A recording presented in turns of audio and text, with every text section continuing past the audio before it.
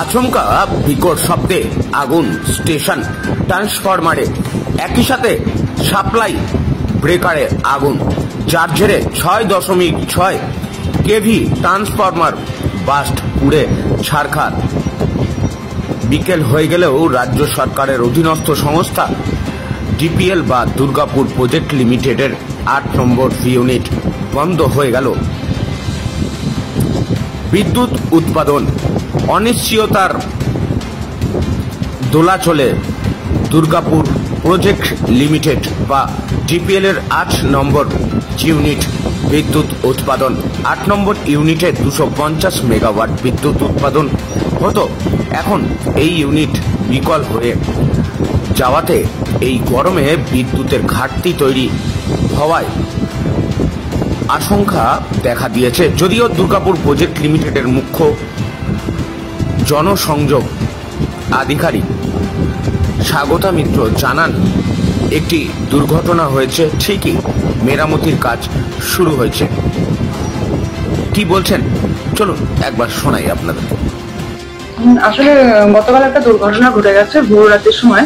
ওই 8 নম্বর ইউনিটের যেটা স্টেশন ট্রান্সফরমার, ওটা হঠাৎ পুড়ে গেছে। ওর সঙ্গে 6.6 কেভি বাসটাও আমাদের পুড়ে গেছে। তার ফলে একটু ক্ষতিগ্রস্ত হয়েছে ইউনিটটা। উৎপাদন এখন বন্ধ আছে। আমাদের ইঞ্জিনিয়াররা আধিকারিকগণ খুব চেষ্টা করছেন ওটা কোথায় কেন ফলটা হলো ওটা ধরার জন্য ওরা চেষ্টা করছেন। না, সেটাই আমরা দেখছি তদন্ত করে, যে কি কারণে হঠাৎ করে এত ভালো প্রোডাকশনে চলছিল কিন্তু কি হলো প্রবলেমটা, ওটা খতিয়ে দেখা হচ্ছে।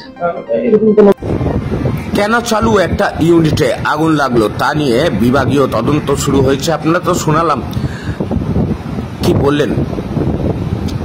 ডিপিএল বা দুর্গাপুর প্রজেক্ট লিমিটেড এই 8 নম্বর ইউনিটের দেশীয় সংস্থা ভেল বা ভারত হেভি 1 অক্টোবর থেকে বিদ্যুৎ উৎপাদন শুরু করেছিল।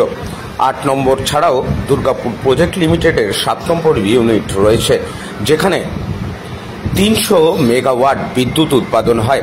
2008 সালের 30 এপ্রিল থেকেই 7 নম্বর ইউনিটের উৎপাদন শুরু হয়েছিল। এখন 8 নম্বর ইউনিট বিকল হয়ে পড়তে 7 নম্বর ইউনিট ভরসা। ডিপিএল কর্তৃপক্ষের বিভাগীয় তদন্তের নির্দেশ। কি বলছেন শোনাবো, শুনুন। পশ্চিম বর্ধমান দুর্গাপুর থেকে সুপ্রিয় পরামানিকের report, news Bangla, Kolkata. Actually এটা ন্যাচারাল একটা মানে টেকনিক্যালি ফল্ট, এটা কোনো ক্রিয়েট করা ফল্ট নয়। এটা মানে সিস্টেমে টেকনিক্যালি যে ফল্ট হয়েছে এটা খুব তাড়াতাড়ি ঠিক হয়ে যাবে। বাকি যেটা হচ্ছে অনেকেই চেষ্টা করছে এই সরকারকে মেলাইন করার, সেটা যেন না করে সেটাও আপনারা একটু দেখে নেবেন।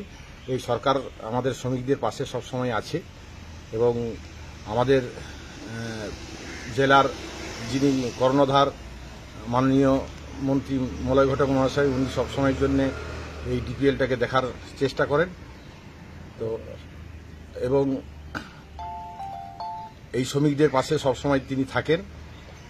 আমি চাইব যে এটা নিয়ে কেউ যেন কোনো কিছু মানে সরকারের বিরুদ্ধে কোনো কিছু না করার চেষ্টা করে।